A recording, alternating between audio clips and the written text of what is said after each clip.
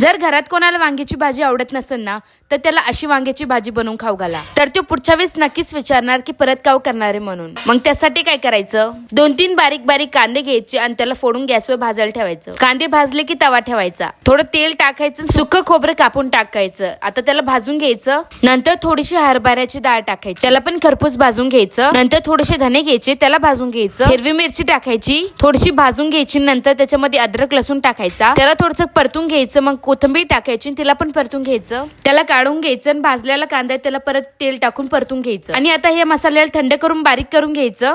आता एका भांड्यात पाणी घेऊन त्याच्यात वांगे टाकायचे आणि थोडं मीठ टाकायचं. मीठ टाकल्याने वांगे कापल्यानंतर काय पडत नाहीत. आता वांग्याला ना मस्त 4 फोडीमध्ये कापून घ्यायचं. आता बारीक केलेल्या मसाल्याला एका प्लेट मध्ये काढून घ्यायचं आणि थोडं मीठ टाकून मिक्स करून घ्यायचं. आणि आता कापलेले वांगे घ्यायचे आणि त्याच्यामध्ये मसाला भरून घ्यायचा. सगळ्या वांग्यामध्ये मसाला भरला की लगेच गॅसवर कढाई ठेवायची. तेल टाकायचं. तेल गरम झालं का त्याच्यामध्ये कापून कोथिंबीर टाकायची. घरातला काळा मसाला टाकायचा, लाल मिरची टाकायची, थोडीशी हळद टाकायची. याला मिक्स करून घ्यायचं आणि वांग त्याच्यामध्ये एक एक करून टाकून द्यायचं. आता वांग्याला मिक्स करून घ्यायचं आणि वांग्यात भरून उरलेला मसाला त्याच्यात टाकून द्यायचा. चांगला मिक्स करायचं आणि बारीक गॅसवर ठेवून 1 मिनिटासाठी झाकण ठेवायचं. 1 मिनिट झालं का झाकण काढायचं आणि वांग्याला चांगलं मिक्स करून घ्यायचं. आणि याच्यात पाणी टाकायचं आणि वांग्याला मस्त पैकी बारीक गॅसवर 7-8 मिनिटं शिजून द्यायचं. आणि आता गॅस बंद करायचा आणि गरमागरम प्लेट मध्ये वाढून घ्यायचं. आता तुम्ही याला भाकरी, चपाती किंवा भाताबरोबर खा, एकच नंबर लागणार. ज्याला कोणाला पण खाऊ घालणार ना ते तुम्हाला नक्कीच पुढच्या वेळेस बनवायला लावणार. एवढं टेस्टी लागतं हे. तर तुम्ही बनवा आणि मला कमेंट करून सांगायला अजिबात विसरू नका.